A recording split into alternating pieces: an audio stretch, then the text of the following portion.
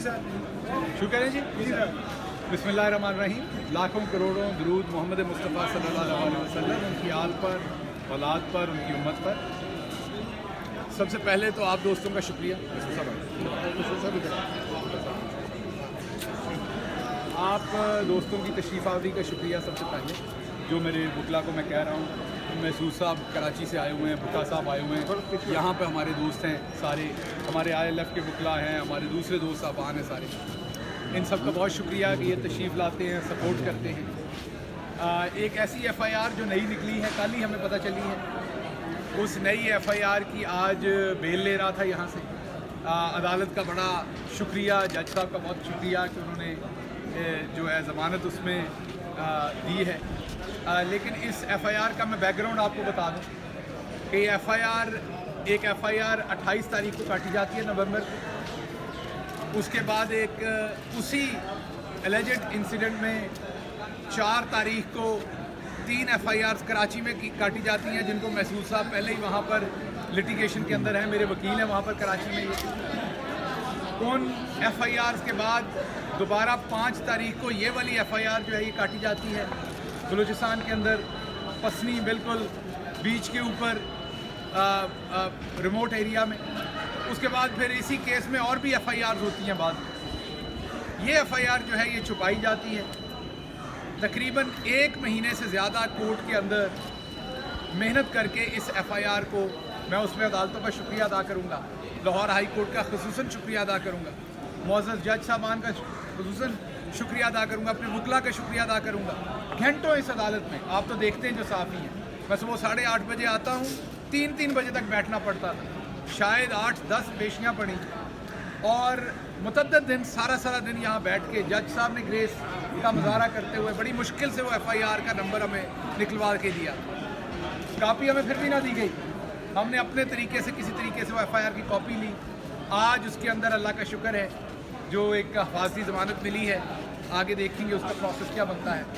और इसमें सिर्फ आपको बताने की बात यह है कि किस तरीके से FIRs की जाती हैं मल्टीपल, जो सुप्रीम कोर्ट की जजमेंट की वाज़े तौहीन है, एक वाज़े उसको ओबे नहीं किया जा रहा है। तमाम वकला इस बात को जानते हैं, तमाम अदालतें इस बात को जानती हैं, हर कानून को जानने वाला शख्स ये जानता है कि सुप्रीम कोर्ट की एक जजमेंट है सुगरा बीबी केस, जिसमें वाज़े लिख दिया गया है कि जब एक FIR हो जाए तो सब्सिक्वेंट FIRs नहीं हो सकती उसी जुर्म पे। अगर आपने कोई नई चीज़ लेके आनी तो उसी FIR में लेके आइए, उसी में स्टेटमेंट्स रिकॉर्ड करवाएं, उसी में आप नई फैक्ट्स लेके आएँ अगर लेके आने हैं। लेकिन यहाँ पर दर्जनों FIRs दे दी जाती हैं। पुलिस को भी पता है इस केस का, पुलिस को भी इस कानून का पता है, लेकिन क्योंकि उन्हें पता है कि यहाँ माइट इज़ राइट है, जिसकी लाठी उसकी भैंस है, यहाँ पर कोई उनको पूछने वाला नहीं, कोई उनको सजा नहीं है। अब आप देखिए ये जिन मुद्दइयों ने और जिन पुलिस वालों ने ये FIR करवाई हैं, मैं तो इस चक्की में पिस रहा हूँ, लेकिन कोई उनको पूछेगा नहीं, ना उनकी कोई इंक्वायरी होगी, ना सस्पेंशन होगी, ना इवन उन्हें वार्निंग भी नहीं इशू होगी, उनके रिकॉर्ड क्लीन है। तो इसलिए ये मुल्क जिस हिम्मत में जा रहा है, दुआ है खुदा से कि इलेक्शन जल्दी हो ताकि हम इस सारी सिचुएशन में से बाहर निकलें। कल इसी जगह पर इमरान खान साहब तशरीफ़ लाए, सारा दिन मैं यहाँ था, आप सब ने देखा कि किस तरीके से यहाँ पर ब्लेटेंट तरीके से सिक्योरिटी का ब्रीच किया गया। किसी तरीके की सिक्योरिटी का कल अरेंजमेंट नहीं था, मैं सारा दिन यहाँ था, मैंने उस पर ट्वीट भी किया था उनके आने से पहले। कोई हाई कोर्ट में आते और जाते किसी को चेक नहीं किया जा रहा था। जारी बात है ये जजेस का काम नहीं है, ये पुलिस का काम था, ये जो सिक्योरिटी के लोग हैं उनका काम था, लेकिन उन्होंने अपना काम नहीं किया। तमाम गेट्स के ऊपर उन्हें चेकिंग करनी चाहिए थी। यहाँ पर आप देख सकते हैं कि किस तरीके से हज़ारों 100 लोग ऊपर छत और बालकनीज़ के ऊपर थी, कोई एक्सेस कंट्रोल में नहीं थी। जहाँ ऊपर से कैमरा जा सकता था वहाँ से खुदा न खास्ता और सानहा भी हो सकता था। यहाँ पर सिक्योरिटी ब्रीच की गई। इमरान खान साहब को उनकी किस्मत के रहमो करम पर छोड़ा गया। ये मैं इंतज़ामिया में बात कर रहा हूँ, अदालत का तो हुक्म है, पहुँचना है तो पहुँचना है, लेकिन ये सिक्योरिटी का काम है कि उनको हर सूरत सिक्योरिटी प्रोवाइड करना, जो नहीं की गई। ये बहुत ही अफसोसनाक बात है। लेकिन मकसद क्या था?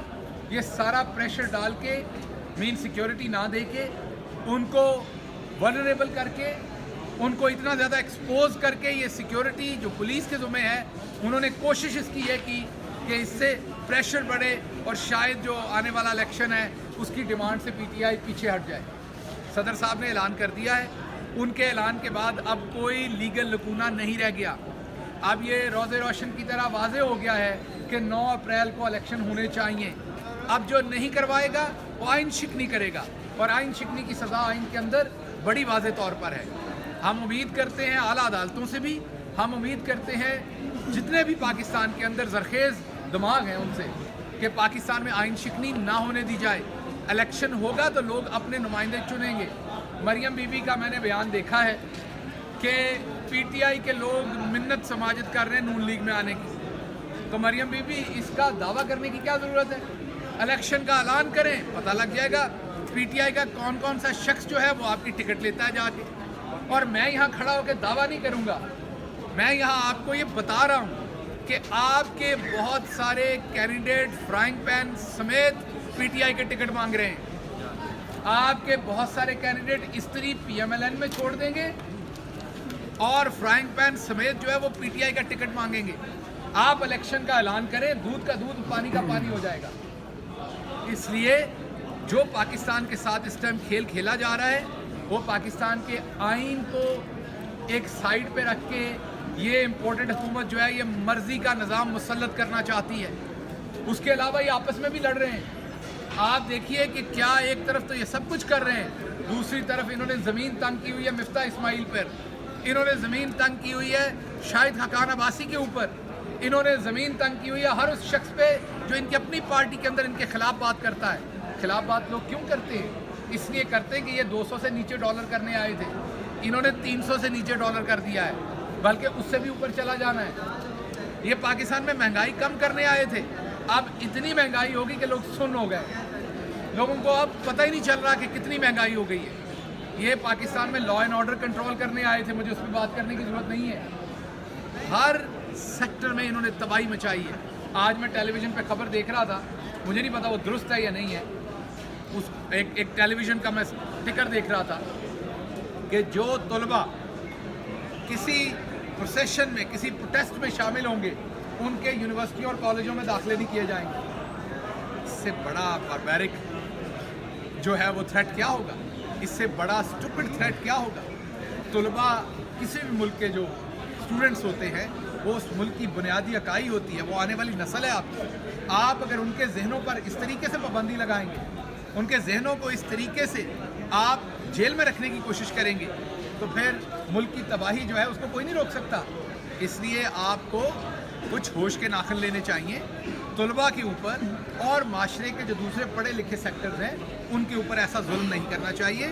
ہمارا آئین ہمیں یہ حق دیتا ہے کہ ہم اپنی آزادی رائے کا اظہار کریں، تو اس کا رائے کا اظہار ہونے کا موقع سب کو ملنا چاہیے۔ میں ایک دفعہ پھر آپ کا شکریہ ادا کرتا ہوں، اور آپ سب کی جو مجھے سپورٹ ہے، جو گھروں میں اسپیشلی بیٹھی مائیں بہنیں بیٹیاں ہیں جو میرے لیے دعا کرتے ہیں، کیونکہ میرے لیے وہی سہارا ہے۔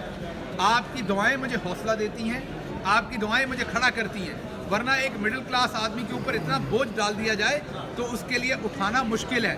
یہ جو بڑے بڑے فیوڈلز اور بڑے بڑے انڈسٹریلسٹ ہیں ان کے لیے تو یہ کیس کھیل تماشا ہے، لیکن ایک مڈل کلاس آدمی پہ جب یہ پڑھتے ہیں تو اس کے لیے ان کا وزن اٹھانا مشکل ہوتا ہے، کیونکہ اس کے پاس اتنے ریسورسز نہیں ہوتے کہ وہ اتنی جگہوں پر ان کیسز میں لڑے۔ آپ کی دعائیں وہ مجھے حوصلہ دے رہی ہیں اور مجھے آپ کی دعاؤں کی مزید طلب ہے۔ بہت شکریہ۔